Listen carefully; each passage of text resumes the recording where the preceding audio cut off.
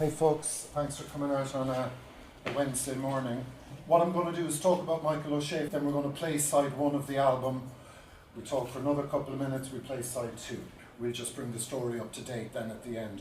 I first came across Michael O'Shea's name a couple of years ago when I did a documentary about microdisney. It's exactly 6 years today when they played the last gig over in Cypress Avenue. So a few years before that, I was interviewing Sean and Cathal and others to do with the microdisney story.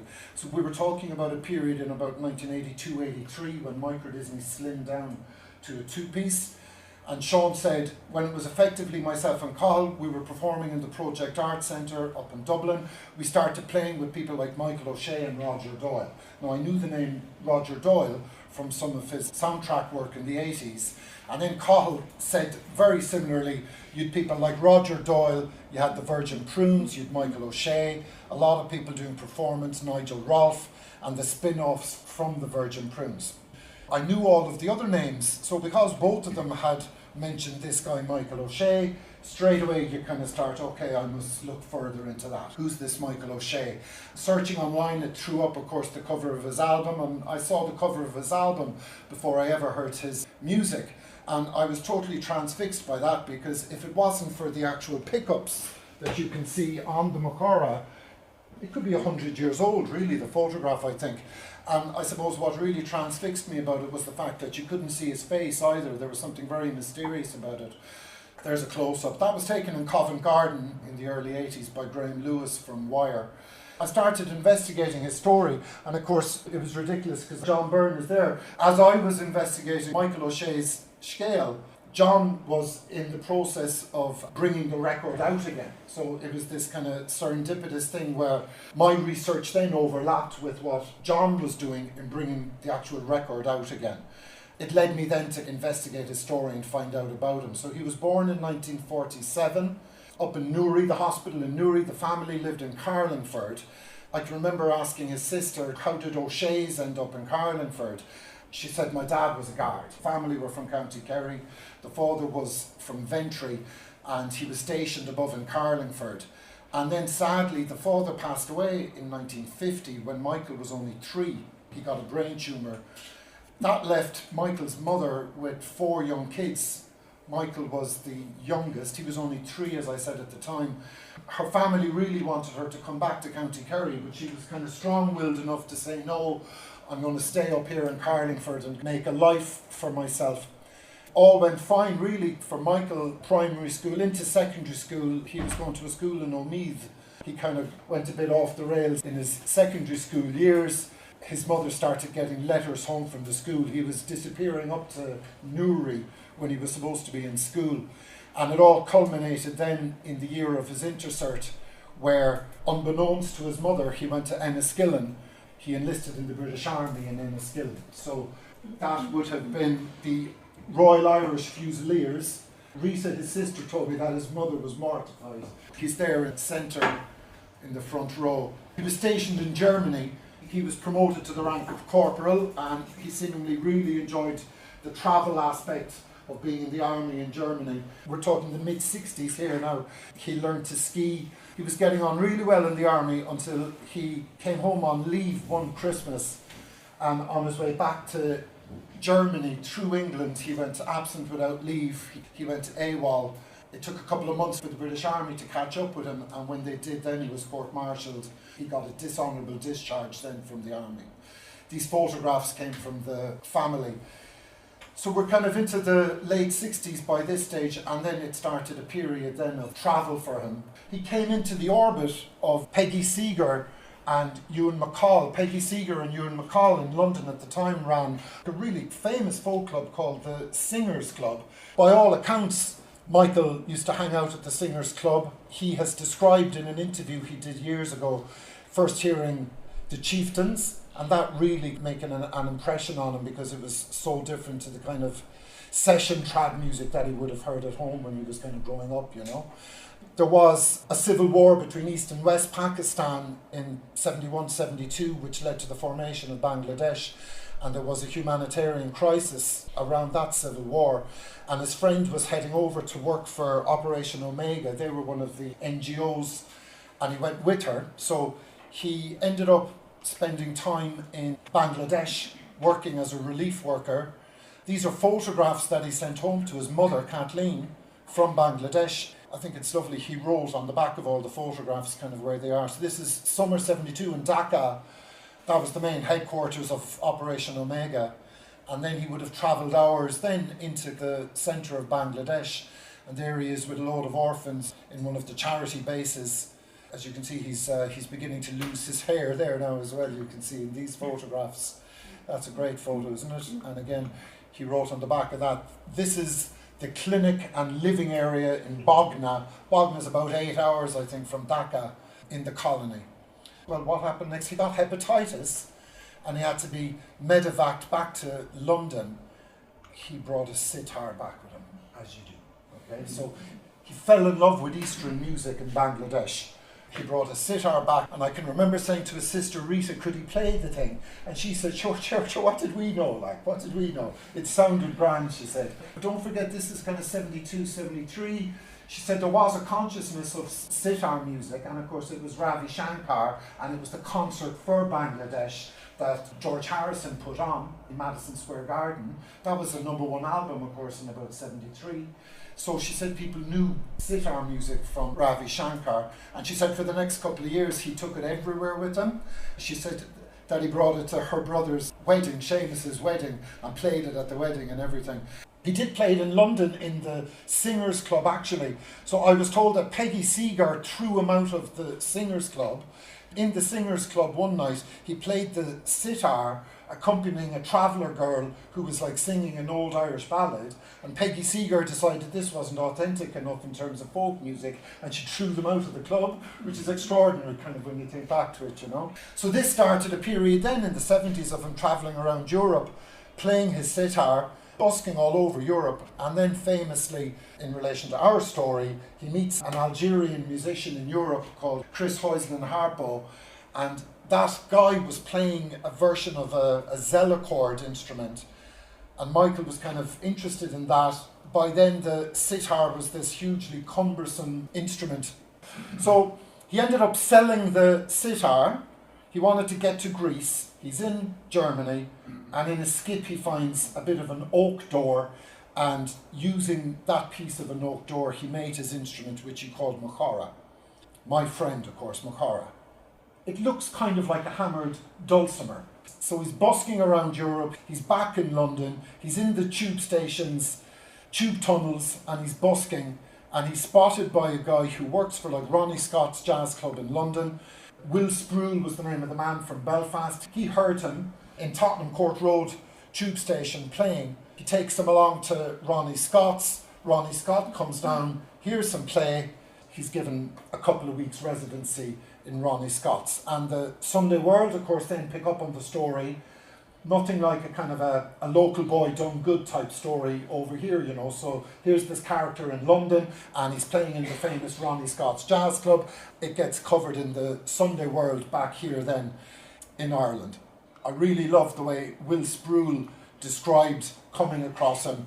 I was stopped in my tracks in the 10 years in the music game. I'd never heard sounds like this. It appeared to be a mixture of Ravi Shankar on a sitar, Sean O'Riordan arrangement of trad Irish music crossed with Japanese koto music. When I got to the front of the crowd, I discovered a funny little man playing a strange instrument, and that was Will Sproul from Belfast, who worked for Ronnie Scott's. And there's a picture of him in one of the tube stations in London. That was on the lower half of the article, and the article came from John. Thanks, John. Of course, once he's covered in the Sunday World, a keen booker on RTE says, hang on, we'll get him over and we'll get him onto the live mic. Mike Murphy's live mic show, which ran for a couple of seasons in the early 80s. And there's a still of Michael. There's a little bit of an interview. Mike Murphy kind of plays it for laughs. That kind of goes with the feel of the programme, really. So Michael plays along with that, of course. And then eventually Mike Murphy says to him, will you play us something on the Chara? So that's a good still there where you can really get a sense of the instrument. There's a second instrument here actually as well on a little stool, and that's a little echo box that was filled with shards of broken glass, so like it vibrated. So that's the Chara. Enter these two guys into our story then. So on the left you have Graham Lewis, and on the right that's Bruce Gilbert. They're the bass player and guitarist respectively from Wire, the seminal UK post-punk band. What happens is Wire are on a hiatus. They've recorded those first 3 classic albums. They're on a break. And Lewis and Gilbert are recording as Dome, which is their kind of experimental outfit. They're in a pub in Covent Garden. Lewis basically goes out for a cigarette.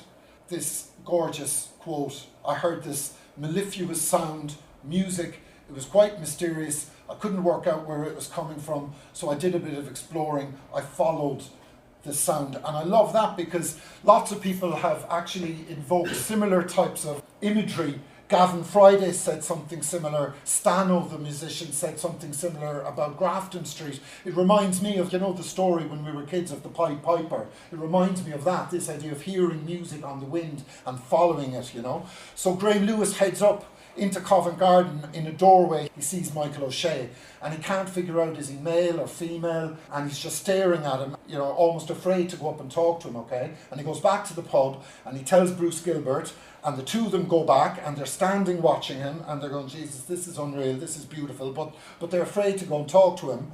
They go back to the pub. A week or two later, they're talking to a friend of theirs, Tom Johnston. Tom Johnston is from Antrim. He's a political cartoonist for the papers over in England. At the time, he was a member of The. Graham Lewis and Bruce Gilbert had produced the first The single, so they knew Tom, and they described what they had seen, and Tom goes, "That's Michael O'Shea." Tom met him in about 1975.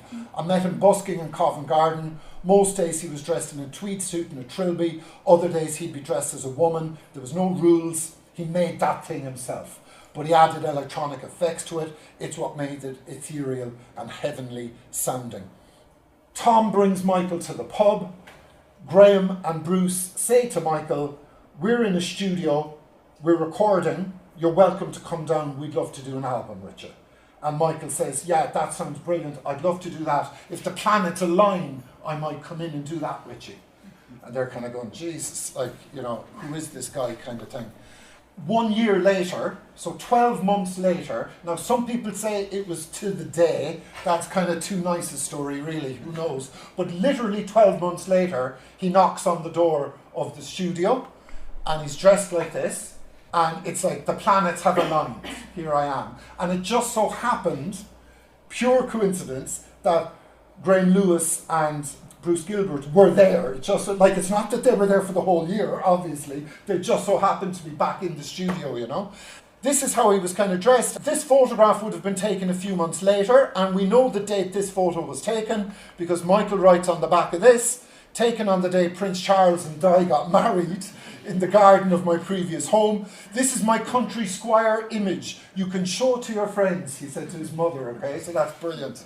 It was a few months before that photo Michael arrived at Blackwing Studios in London, okay? Now there's a recent enough photo of Blackwing. Blackwing is between the Borough Tube Station and London Bridge, so it's really like central London on the south of the river, okay? It's an old church, and there's a little public park right next to it. That's what it looked like the last time I was there. There's a plaque in the park, and it says, "The Cradle of Britpop." It says, "For a period in the early 80s, All Hallows Church was converted into a recording studio, became the home of the hits. Blackwing is where Depeche Mode laid down their first album. It's where Yazoo made their recordings." And then they kind of go, which is kind of weird, they say, "It's one of the studios that led the way to producing the synth sound associated with Britpop." I don't know about that. The studio closed in September 2001, and it's been vacant. So it's vacant. Now, when I go through my record collection and I pick out Blackwing, these are some of the famous albums. Depeche Mode, Dead Can Dance, Cocktail Twins. So Blackwing is really associated with the record label 4AD and with Mute Records. Loads of their albums were made here. It's one of about 20 studios My Bloody Valentine did Loveless in. Ride's first album, The Pixies, and literally all the Stereolab albums were done in Blackwing, and all the High Llamas records were done in Blackwing, up until the one they did in Chicago. So Sean O'Hagan told me that with Stereolab and High Llamas, he said, "Paul, I spent most of the 1990s in Blackwing." So that's Blackwing Studios. And I suppose some of you will be familiar with the famous Yazoo album, Upstairs at Eric's. And that's Blackwing, okay? Because Eric is Eric Radcliffe. He was the man who owned Blackwing. So that's upstairs above the actual studio in Blackwing.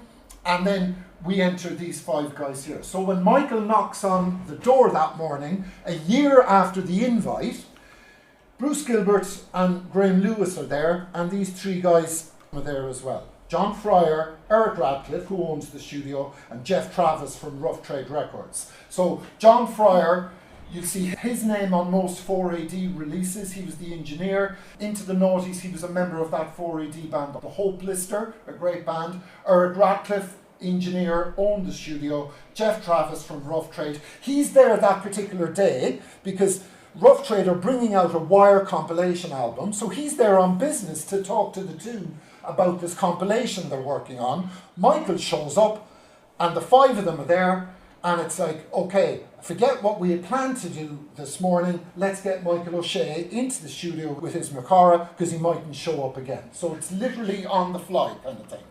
And it brings us to Michael's album. I'm just going to show you 2 quick quotes. So Lewis said, I said to Eric, can you set up some microphone positions, some recording situations? We got to capture this incredible noise right now because we don't know how long we have him for. And Michael said of the day, the first side, the one we're going to listen to now, the first side is basically me live in the studio with little post-production. So it was literally 1 take, okay? We're good to go there now, Albert, with the first side. It's quite a long track, though.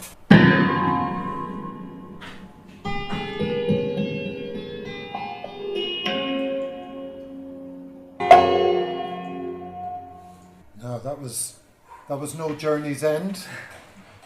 It's extraordinary playing it in a public place like this, actually. It sounds amazing. We'll play track 2, Kerry.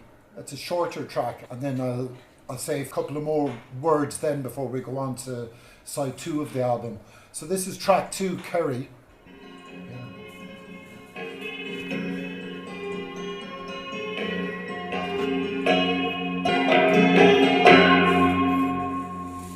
Okay, so that was side 1.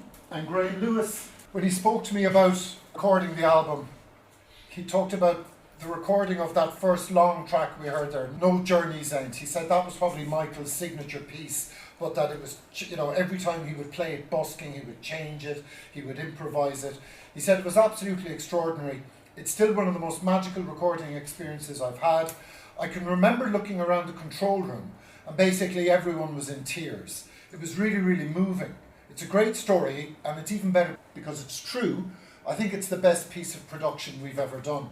It's a great story. I said it to Jeff Travis. I said, Jeff, you were there. I said, Graham claims the 5 of you were all crying. And there was a big long pause, and Jeff Travis goes, it's a great story, Paul, isn't it? And I said, it is, yeah. And a pause, and he goes, I'm not going to deny that.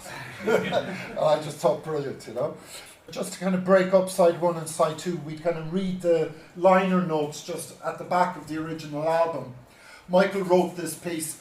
I'm Michael O'Shea, the son of an Irish policeman. I was born in Newry, Northern Ireland on the 11th of July 1947. Lacking interest in school education, I left at the age of 16 and a half, just before I was due to fail my intermediate exams, and eagerly set out to explore this mysterious world of which I'd read so much about. Having had a somewhat checkered career to date, I will list some of the activities that have taken me thus, so far, along my journey. A barman, waiter, soldier, labourer, packer, wireman, hippie, factory worker, salesman, hobo, manager, leather craftsman, odd job man, clerical worker, reconciliation relief worker, social worker, sculptor, designer, collector, joker, transvestite, inventor, psychonaut, actor, catalyst, community worker, musician, traveller, instrument maker. Not wishing to dwell upon my personal history, I leave you to imagine what I did in the gaps. So that's brilliant. That's Michael O'Shea. So on to side 2 of the record. There's 3 shorter pieces on side 2. Michael plays guitar on the first piece, guitar number 1. Of side 2, Michael said, the other side is experimenting in the studio between myself and Lewis and Gilbert. And then Graham Lewis says then of side 2, He says, we knew that if we got him into the studio, he'd absolutely adore it for the effects. We were able to say, you just do what you do and let's see if we can make enough for an album. It was successful, he was happy with the results, and we felt that we had an album. So they were just there for one day. There's 3 tracks. The 3rd track is called Ampha Dusausucht. That's the old Irish for, Ampha is the old Irish word for storm. Dusausucht means furious, so a furious gale or a furious storm. Gavin Friday from the Virgin Prunes has a recollection of Graham Lewis ringing him from London to get Gavin to check the spelling of Ampha Dusausucht. Because Michael had the phrase, but Graham Lewis wasn't sure if Michael had the correct spelling. So when I showed the record to Gavin, he had this moment where he was going, Jesus, I can remember Graham ringing me about that. Because Ampha, that's a word, that's an old Irish word. But anyway, on to side 2 of the record. This is shorter, 3 shorter pieces. I thought what we'd do is just again go back to the back of the sleeve.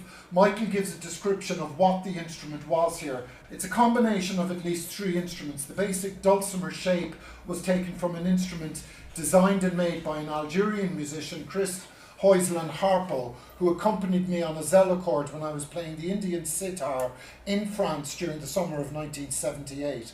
I sold my sitar in Germany, and being desperate for money to travel to Turkey, I conceived the idea of combining both sitar and zellocord. The first Machara was born taken from the middle of a door which was rescued from a skip in München, Germany. It's amazing what you will do when you're broke. 3 days later, I'm playing Machara Mark I in Greece for a living. The second and most important development began when I returned to the UK in 1979 and I made Mark II. Keeping the original zellocord zitar sound, I added the sound from another instrument which I'd invented, the black hole space echo box. That was the little box on the stool on the picture from the live mic. And to finish Machara, I added amplification and electronics. The result was a sound that has pleased and fascinated me for the last 3 years, and I'm happy to add that it has also given pleasure to many thousands of people who have generously supported me in the many countries in which I've travelled. He played it with a little set of paint brushes. It's kind of weird because he was from Carlingford, and there is a really strong history of the hammered dulcimer being used in traditional Irish music, particularly up in the glens of Antrim. Carlingford isn't that far from Antrim, and you kind of wonder, would he ever have heard a dulcimer when he was younger maybe? This kind of romantic idea, I suppose, kind of when you're looking at someone. Had he heard a dulcimer before? Who knows? So his album came out in 1982, and around that time, he was busking on Grafton Street in Dublin. That was Grafton Street when there were still cars on Grafton Street. The Irish musician Stano, a very similar thing happens. He's walking up the street, he hears the instruments, he starts talking to Michael. Stano's recording this album. He brings Michael O'Shea out to Milltown to the studio, and Michael plays his Machara on 2 songs on Stano's album. So around this time then, Michael O'Shea, he plays a couple of gigs, and again thanks to the work of John found an old flyer from the Project Art Centre. That line that Will Sproul used originally to describe him gets repeated and almost becomes this trope of, oh, it's Irish music mixed with Eastern music, That's from a flyer for a gig listing in the Project Art Centre in Dublin in July 1982. Like, it's interesting that we're here on the Grand Parade because this picture was taken directly across the road. That's Michael O'Shea and Sean O'Hagan from Micro Disney, because there was an event directly across the road on the 31st of October 1982 that was run by Vox magazine. It was called the Vox Cabaret. There's a couple of pictures of Michael performing on the night. You know where the Q Park, where the multi-storey car park is, and there's a little laneway called Grafton Lane. Down that laneway there was the Alverna Theatre. It was there for a couple of years in the early 80s. So the Vox Cabaret was Micro Disney, Five Go Down to the Sea, Danny McCarthy and Michael O'Shea. I think it's an auctioneer's showroom down that laneway now. Micro Disney's last ever Cork gig before they emigrated in '83 was also held down in that little theatre. It was just a little rectangular space. So Michael O'Shea performed directly across the road. That's kind of crazy. Danny has got lovely memories of that actually, and he told some lovely stories of that night. Danny McCarthy, excuse me, for the oral history. There's Michael performing at an installation in Oxford in 1983. That was part of a Graham Lewis, Bruce Gilbert and Richard Mills, the artist. Richard Mills did a load of album covers for 4AD. So that was 1983. And then on into the 80s, Graham Lewis told me that he managed to get a publishing deal for Michael from Cherry Red Records, and Cherry Red gave £1,000. There was a cheque, and Michael didn't want the cheque, so Graham had to go back to Cherry Red and ask for cash. And they gave him £1,000 in a plastic bag, and he gave it to Michael, and then Michael used that money to buy tools for making other instruments. So into the 1980s, less performance, and he would have done a lot of busking in Ireland and over in the UK. Ultimately then, very sadly, into 1991, just before Christmas 1991, he stepped off a bus in London. He stepped out from the bus onto the oncoming traffic and he was hit by a van. He was knocked unconscious into a coma. He was in hospital for about a week. He never came out of the coma. Obviously, he didn't have ID on him or anything.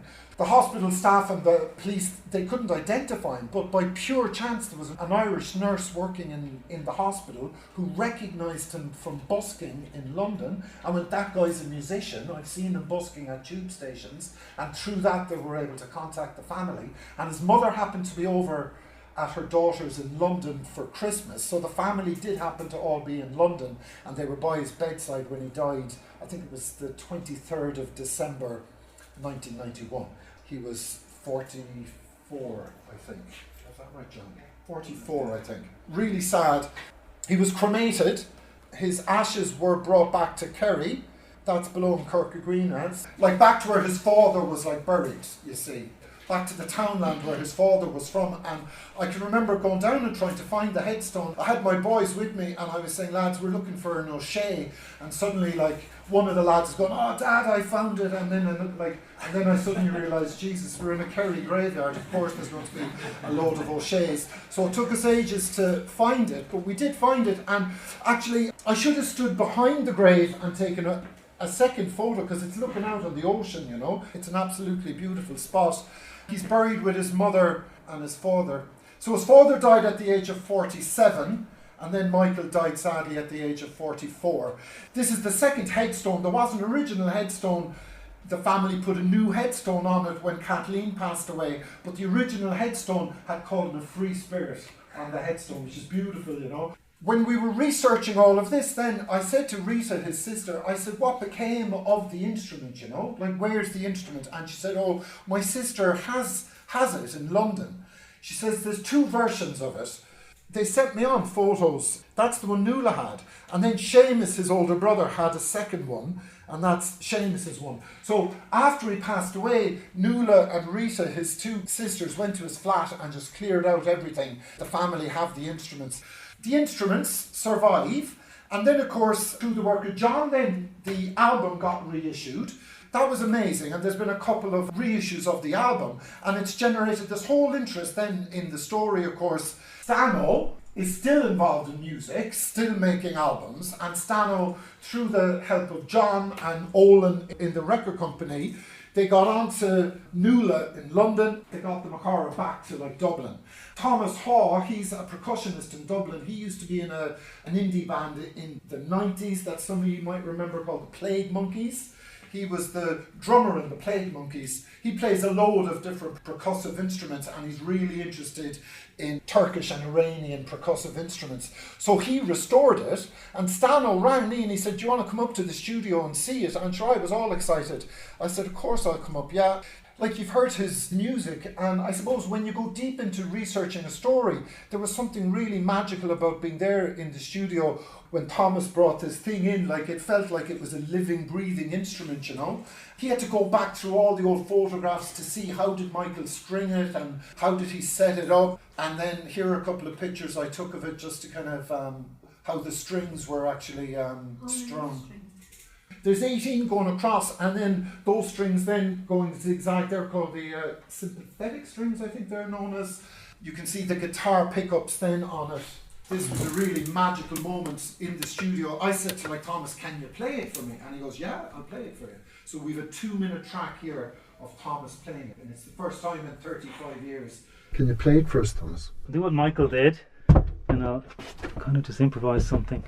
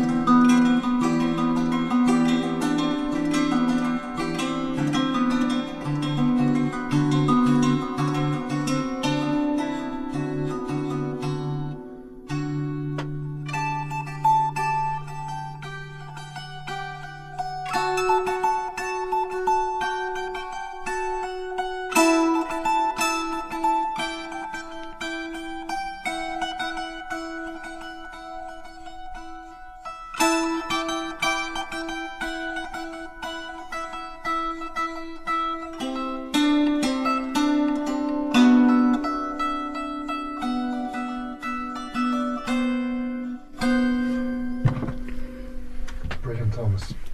I don't want to get too romantic about it, but there was something beautiful about, I had goosebumps, like, do you know what I mean? Just listening to it, and you're kind of going, Jesus, it's 35 years since it was like taken away from his flat.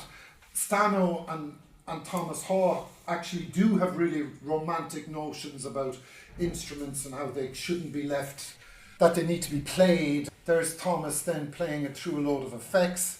I just have a lovely quote from Stano. It's a living instrument. When we got it back and Thomas restrung it, you realise it's such a beautiful thing. The skill to make an instrument like that, it looks very simple, but it's not. And then Thomas said the instrument, having a new lease of life is appropriate. We pass through, but the instruments often last a lot longer than us. Music is a very transcendent thing. To have an instrument carry on into the next generation is pretty special. So they've been recording with it. They've invited lots of different people in then to actually put down tracks. Ian Lynch then from Lancome was in the studio just a few weeks ago putting down hurdy-gurdy and uilleann pipes, as you can see there on top of it. The picture of Michael outside Ronnie Scott's that we saw earlier, that was taken by the famous John Minahan. And Stano told me that he has another photograph of Michael taken by John Minahan. The plan is, I suppose, eventually to get another record out with Thomas playing the Machara with all of these guests accompanying him, you know. It'd be a beautiful thing. When I go all in with these stories, I had to locate the pitch in Covent Garden, as you do. Like, for me personally, the story was kind of incomplete until I was standing there. And, you know, I was standing against the wall kind of looking out, and I was trying to imagine what would Covent Garden would it look like in the late 70s, early 80s when he was playing, you know.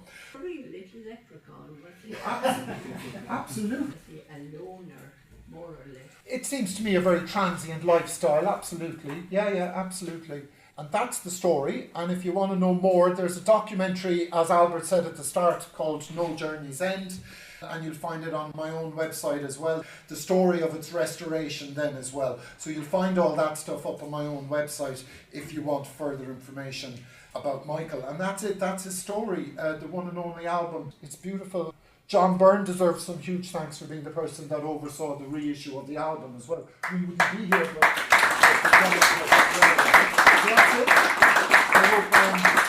I hope you enjoyed that, everyone. Okay? So, Thank you. just give them a hand.